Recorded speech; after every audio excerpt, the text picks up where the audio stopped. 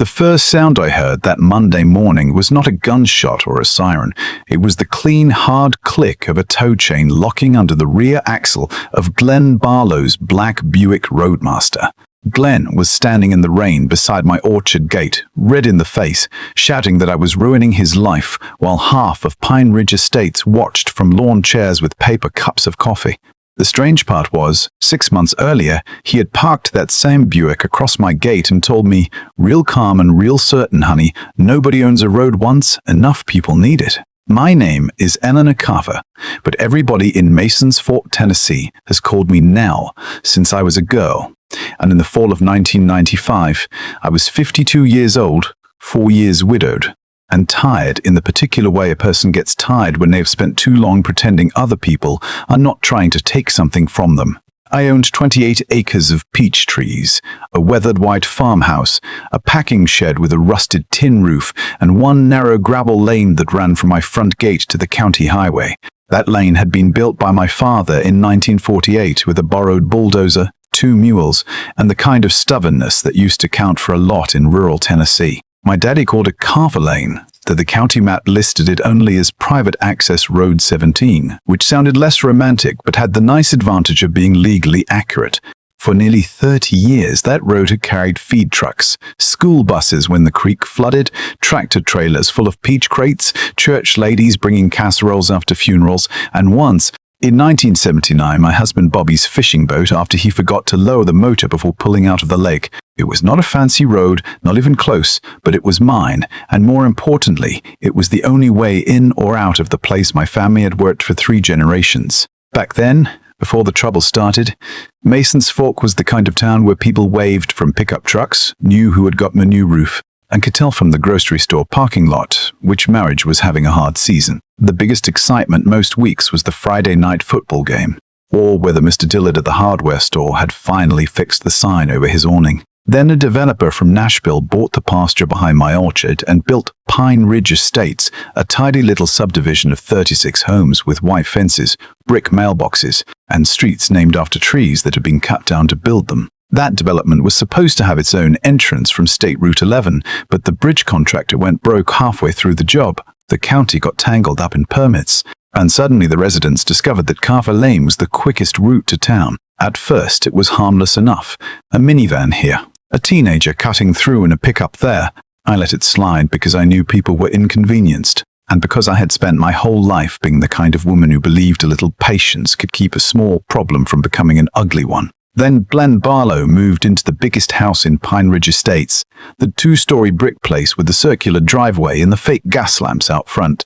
Glenn was 58, owned an insurance office on Main Street, wore golf shirts even when he was not golfing, and had the kind of smile that made you wonder what he had already decided about you before you finished speaking. He became president of the Pine Ridge Homeowners Committee before the paint dried on half the houses. He liked titles. Glenn did. President, chairman, community representative. He put those words on his business cards in letters so shiny you could probably see them from space. The first time we met, he came down Carver Lane in a white polo shirt and loafers that had never touched mud, carrying a folder under one arm.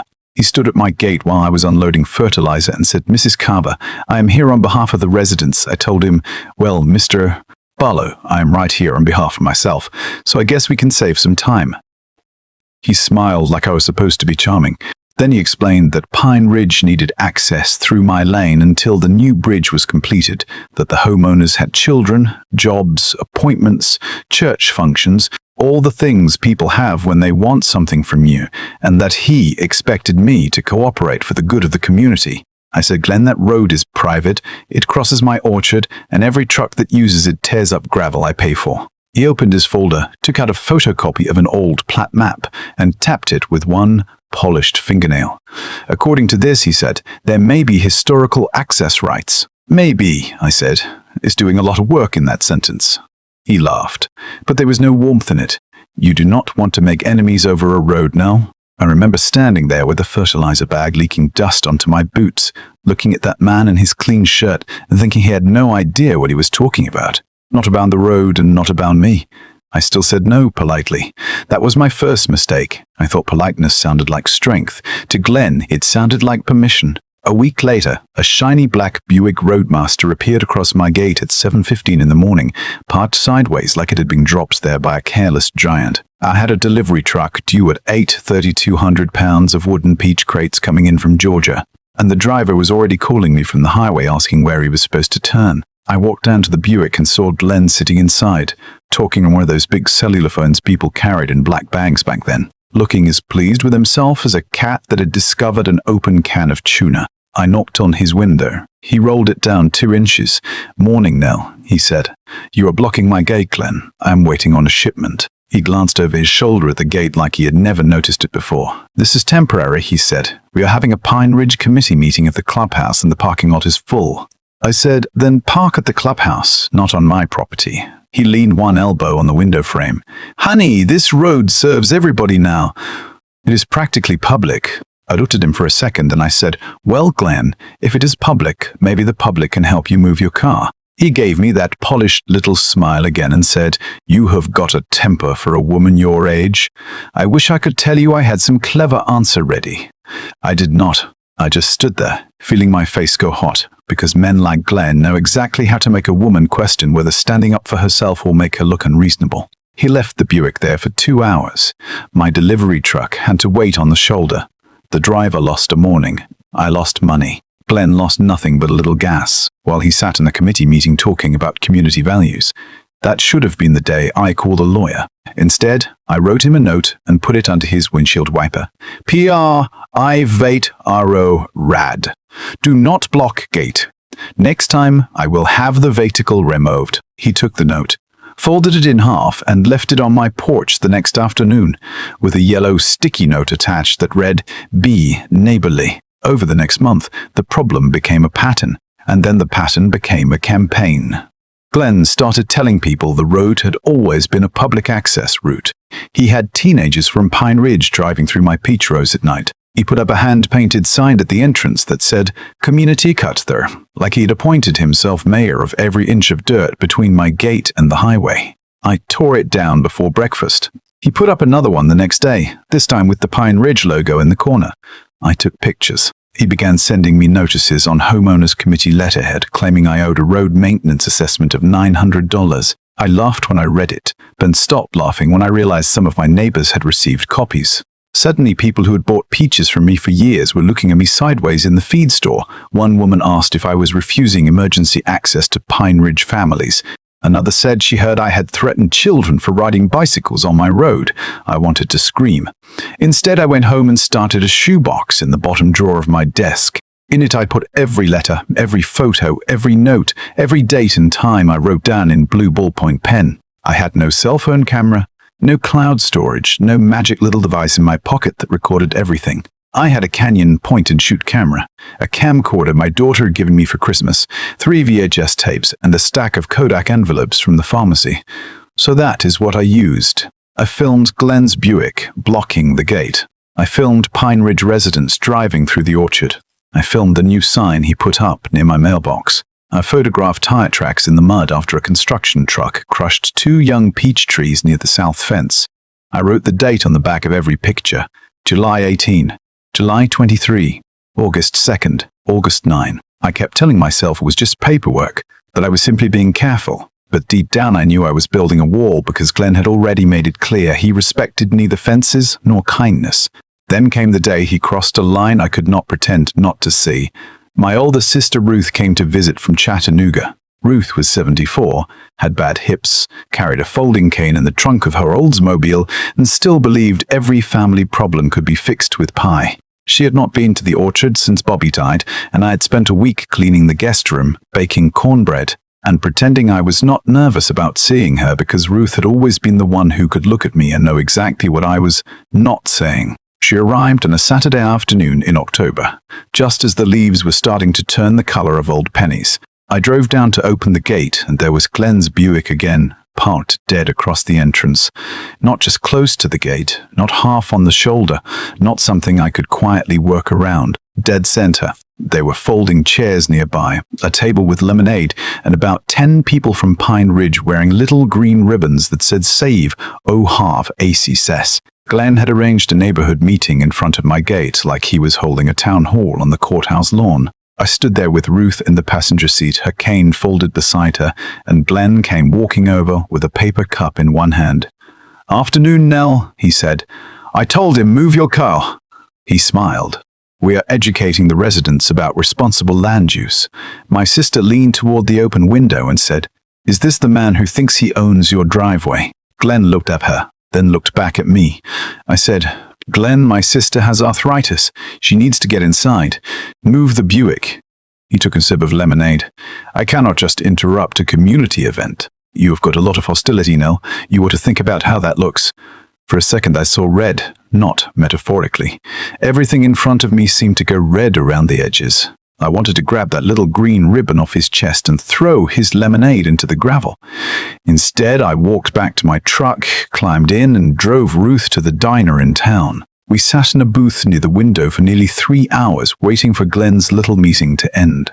Ruth held her coffee with both hands and said nothing at first. Then she said, "Your husband used to tell you to keep the peace because he loved you. But you have been keeping the peace for people who do not love you at all." I looked at her across that vinyl table and started crying so quietly the waitress pretended not to notice. Cal had been Bobby's friend in high school, then became a lawyer after serving in the Navy. And by 1995 he had a small office over the old Western Auto store with a buzzing fluorescent light and a secretary named Shirley who could scare a man into paying a bill just by clearing her throat. I told Cal the whole story. He listened without interrupting, then said, "Nell, do you still have your daddy's deed?" I told him it was in a metal lockbox under the bed. He said, "Good. Bring me everything. The deed, the tax receipts, the pictures, the notices, the VHS tapes, all of it. And Nell, stop arguing with him in the road. Let the record speak louder than either one of you." Part 2. The Midel. The next few weeks were not dramatic in the way television likes dramatic. There were no shouting matches in the rain, no deputies chasing anybody through a field, no music swelling in the background while I stared out a window. There were courthouse records, county maps, faded surveys, property tax rolls, and a lot of time spent sitting in wooden chairs outside offices that smelled like dust and old coffee. Cal found the original 1948 survey map in a county archive drawer, drawn in blue ink on thick yellowed paper. It showed Carver Lane running entirely within my family's property line. It also showed something Glenn had conveniently ignored. The Pine Ridge parcel had its own legal access planned from State Route 11. There was no easement through my orchard, no public right-of-way, no emergency agreement, nothing. The only thing Glenn had was confidence in a photocopier. Cal also found that the Pine Ridge Homeowners Committee was not an official homeowners association at all. Not yet, not legally. It was just a group of residents collecting money and holding meetings in a clubhouse that technically belonged to the unfinished development company. Glenn had been sending assessment notices like he had authority because nobody had challenged him. He was not trying to protect the neighborhood. He was trying to protect the promise he had helped sell people on. You see, Glenn had been working as an insurance agent for the developer. He had told buyers that Pine Ridge would have easy access to town, a nice bridge, clean roads, a safe route for children, all of it. When the bridge project stalled, Carver Lane became the shortcut that kept his little story from falling apart. If I let him take it, he looked like a problem solver. If I refused, he needed me to look selfish. Once I understood that, a strange thing happened. I stopped taking his words personally. Not completely, I am not made of stone, but enough to see him clearly. Glenn was not powerful because he was right. He was powerful because people had been afraid it was easier to agree with him than to check the facts. Cal drafted a letter, short and plain.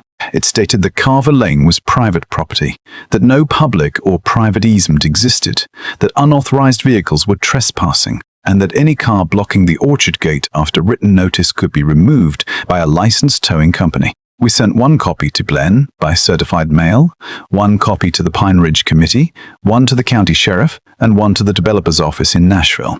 We posted bright orange Pier I-8 route signs at the entrance and beside the packing shed. I hated doing it. I hated how ugly those signs looked against the trees. But every time I started to feel guilty, I remembered Ruth sitting in that diner booth with her cane beside her, trying not to make me feel bad for being trapped outside my own home. Glenn got the letter on a Thursday. I knew because the green return receipt came back with his signature on it, big and looping like he had signed the Declaration of Independence. On Friday, he came to my porch. I was shelling beans at the kitchen table when I heard his Buick pull in. He knocked twice, then once harder, the way people knock when they think a door belongs to them. I opened it but left the screen closed. Glenn stood there in a tan raincoat, looking less polished than usual. "You are making a mistake, Nell," he said. I told him, "That seems to be your favorite sentence lately."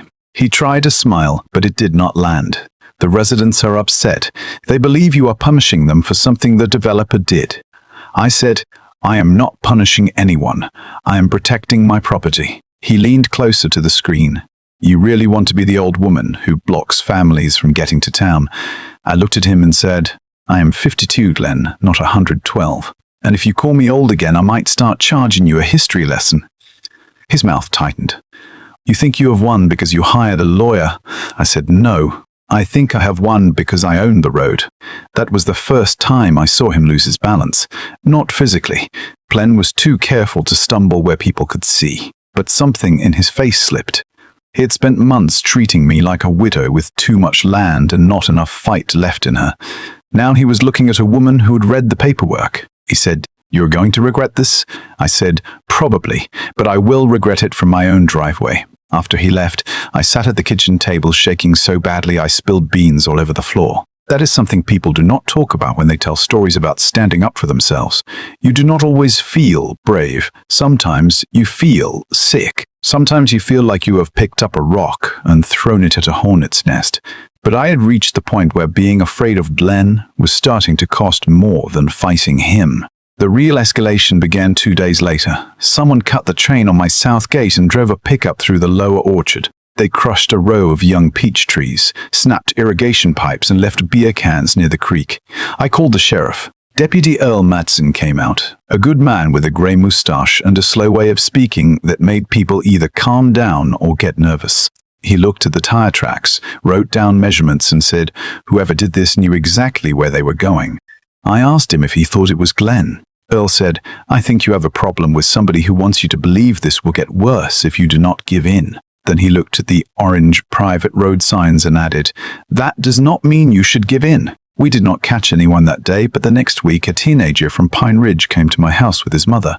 His name was Ricky, 17 years old, skinny as a fence post, eyes full of the kind of fear boys have when they are trying not to cry. He admitted he had driven through the orchard with 2 friends. He said Glenn had told them the road belonged to the community now, and that he had laughed when somebody suggested I might get mad. Ricky's mother stood behind him with her arms crossed so tight I thought she might snap in half. She said, "Mr. Barlow told these boys you would not do anything because you were all talk." I looked at Ricky, then at his mother, and I did not feel angry. I felt sad. Glenn was not just fighting me. He was teaching people younger than him that rules were for whoever had less money and less noise. I told Ricky he would spend 2 Saturdays helping Ray, my orchard foreman, replace irrigation lines and clean up the damage. His mother nodded before he could speak. When they left, I sat on the porch for a long time, watching the road. I knew then that this would not end with a nice letter. Glenn had gone too far, and worse, he had done it because he thought everyone would be too polite to say so. Cal filed for an emergency injunction after the orchard damage, and the hearing was set for the first Monday in November. Glenn spent the week before it going door to door in Pine Ridge. He told people I was trying to isolate the neighborhood. He said I'd threatened to shut down emergency access. He told one woman I was planning to put a locked steel gate across the road and charge residents money to use it. By Sunday evening, my answering machine had 6 messages, 3 angry, 2 confused, 1 from a woman crying because she had a sick child and was scared she would not be able to get help. That message hurt the most. I called her back and explained that emergency vehicles could always enter through the county service route on the north side of Pine Ridge, the route Glenn never bothered to mention because it was 3 minutes longer. She went quiet and said, "He told us there was no other way." I said, "That is what he wants you to believe." On Monday morning, the courthouse was full. Not just lawyers and clerks, but Pine Ridge residents, a reporter from the Masons Fork Gazette, and a few old men who probably had no idea what was happening, but had heard there might be drama. Glenn arrived in a navy suit with a red tie and a stack of papers under his arm. He looked confident until Cal laid the original survey map on the table. The judge was a woman named Marianne Holt, maybe 60 years old, sharp as a tack, with silver hair pinned back so neatly it looked like she had built it with a ruler. Cal explained the deed. He explained the road. He explained that Glenn's committee had no legal authority over my property. Then he played part of one VHS tape from my camcorder, grainy and a little crooked, but clear enough. There was Glenn in front of my gate standing beside the Buick saying, "This is public now because the people need it." The courtroom got quiet. Glenn's lawyer tried to argue that the phrase was only an expression of community belief. Judge Holt looked over her glasses and said, "Mr. Barlow's community belief does not supersede a recorded deed." I will admit I almost laughed. Not because it was funny exactly, though it was, but because I had waited months for someone in authority to say out loud what I had known all along. The judge granted the injunction. She ordered Glenn and the Pine Ridge Committee to stop using Carver Lane without permission, ordered all unauthorized signs removed, and authorized law enforcement to assist if anyone blocked the gate. Glenn did not look at me when the hearing ended. He walked past with his jaw clenched, and I heard him mutter to his lawyer, "This is not over." I wanted to tell him he was right. It was not over, but it was about to become very public. Part 3. The End. The weekend after the hearing, Glenn called for what he described as a peaceful community gathering at the entrance to Pine Ridge. By then, most people had heard about the court order, but Glenn had a way of turning bad news into a speech. He told residents he was protesting government overreach. He told them an old widow with a lawyer was trying to destroy their neighborhood. He asked them to bring coffee, folding chairs, and signs about freedom. I heard about it from Joni, my daughter, who worked at the diner and knew every piece of gossip before it reached the newspaper. She called me from the payphone behind the counter and said, "Mama, Glenn is planning to make a show of this on Monday morning." I said, "Then I guess I will be there Monday morning." At 5:30 that Monday, I walked down to the gate with a thermos of coffee, my court order folded in my coat pocket, and a calmness I had not felt in a long time. The sky was low and grey. It had rained all night, and the gravel road shone dark beneath the security lights I had installed near the gate. At 5:45, I heard the Buick before I saw it. That deep, smug engine sound came rolling up Carver Lane, and Glenn parked it sideways across my entrance again. He got out wearing a raincoat over his suit, like he had decided he was going to look important no matter what the weather did. Behind him came 2 cars, then 3, then a handful of Pine Ridge residents with umbrellas, thermoses, and handmade signs. One sign said "O Zerabori 2", another said "Community" before G read. I looked at that one for a long moment and thought about the peach trees, the irrigation pipes, the fake assessment notices, the lies about emergency access. Then I looked at Glenn. He saw me standing by the gate and smiled. "Morning, Nell," he said. I said, "Good morning, Glenn. You are blocking my road." He spread his arms toward the crowd. "We are making a statement." I pulled the folded court order from my pocket. "So am I." He glanced at the paper but did not take it. "You are not going to have my car towed in front of everybody." I said, "I do not need to do anything."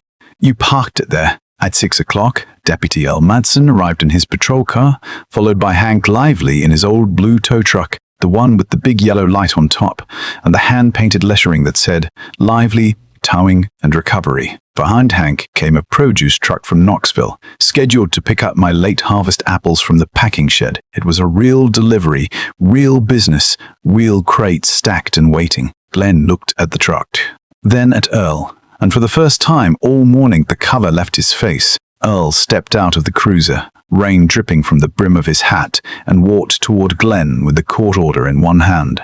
"Mr. Hare, Barlow," he said, "you've been notified that this is a private road. You are now obstructing access in violation of a court order." Glenn puffed himself up. "This is a peaceful protest." Earl said, "A peaceful protest is not supposed to park a Buick across somebody else's driveway." Glenn pointed at me. "She is using the law to punish an entire neighborhood." I said, "No, Glenn, I am using the law because you kept pretending it did not apply to you." The crowd went quiet. Even the people holding signs seemed unsure where to look. Then Glenn did something I will never forget. He laughed. Not a happy laugh, a small, bitter laugh that sounded like a man realizing his own story had gotten away from him.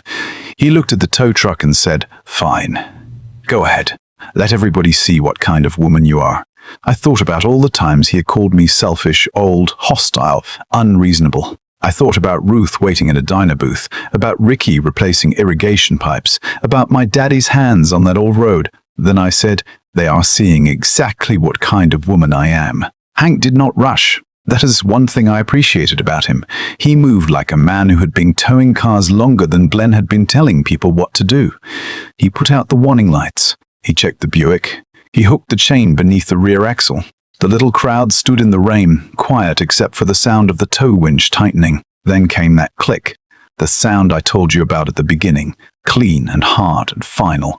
Glenn stepped toward Hank and said, "You scratch that car. I will own your business by Friday." Hank looked at him and said, "Mister, I've been threatened by better-dressed men than you." Then he climbed into the tow truck. The Buick lifted slowly, its rear tires hanging above the wet gravel, and for a few seconds it looked almost ridiculous. This big shiny symbol of Glenn's authority dangling behind a blue wrecker like a fish that had finally been caught. Nobody cheered. That is important. There was no applause, no triumphant music, no crowd shouting. Just rain, the low-engine growl of the tow truck, and Glenn standing in the mud watching his car disappear down the lane he had spent 6 months claiming belonged to him. As the Buick cleared the gate, the produce truck rolled through, slow and steady, tires crunching on the gravel. Ray came out of the packing shed and raised one hand at me. The driver gave a little honk. It was the most ordinary sound in the world, but it felt like church bells. The crowd began to break apart after that. Some people folded their signs and carried them quietly back to their cars. Others stayed behind, looking embarrassed. One woman named Marlene, who had sent me an angry answering machine message the week before, came over and said, "I am sorry, Nell. We thought he was telling us the truth." I looked at her and said, "I know, that was the whole problem." Glenn tried to fight the court order for another month. He hired a lawyer from Nashville. He sent letters to the county. He accused me of harassment, discrimination, obstruction, pretty much every word he could find that sounded expensive. But the facts were not on his side, and facts are stubborn things when you keep them in a shoebox long enough. The county made Pine Ridge remove its fake access signs. The developer finally repaired the bridge route from State Route 11. The committee members voted Glenn out after they found out he had used their collected maintenance money to pay for legal fees and a private survey that supported nothing. His insurance office did not close, but it got quieter. People in Mason's Fork remembered things. They remembered promises he had made. They remembered how he talked to women at meetings. They remembered how fast he had been willing to turn a widow into a villain because he wanted a shortcut. I did not celebrate his downfall. Not really. I had known Glenn before all this, the way you know somebody in a small town. I knew he had a wife named Donna who collected antique salt shakers. I knew he had a son working in Atlanta. I knew he had once donated uniforms to the Little League team. People are rarely only one thing, and I do not think anybody wakes up planning to become the bad guy in somebody else's story. But Glenn had chosen over and over again to treat my patience as weakness. He had chosen to tell lies because the truth was inconvenient. He had chosen to make a private road into a public battlefield because he could not stand being told no. And in the end, the thing that beat him was not rage. It was not revenge. It was paper, film, dates, signatures, and one old blue tow truck that showed up exactly when it was supposed to. That Thanksgiving, Ruth came back to the orchard. This time, her Oldsmobile rolled right through the gate. No Buick, no folding chairs, no signs, just wet leaves on the gravel and the smell of apples cooling in the packing shed. She stepped out with her cane, looked around and said, "Well, I see the road finally learned who it belongs to." I laughed so hard I had to lean against the truck. We ate pie on the porch while the sun went down over the orchard. Later, after Ruth had gone to bed, I walked to the gate alone. The new private road sign reflected in the headlights from the house. I put my hand on the wood post and thought about Bobby, my daddy, the years I had spent trying to be agreeable, the months I had spent feeling small in my own home. I used to think keeping the peace meant never making anyone uncomfortable. I do not think that anymore. Sometimes peace means drawing a line and standing there quietly until everybody else understands it is not moving. Now, I want to ask you something, because people still argue about what happened that morning. Some folks say I embarrassed Glenn too publicly, that I should have found another way, that towing his car in front of his neighbors was harsh even if he had earned it. Other people say I waited far too long, that the first time he blocked my gate I should have had that Buick hauled away before lunch. So what do you think? Was I right to let the court order and the tow truck do the talking? Or did I cross a line trying to protect my own? Tell me in the comments, and if you have ever had somebody mistake your patience for permission, share your story too.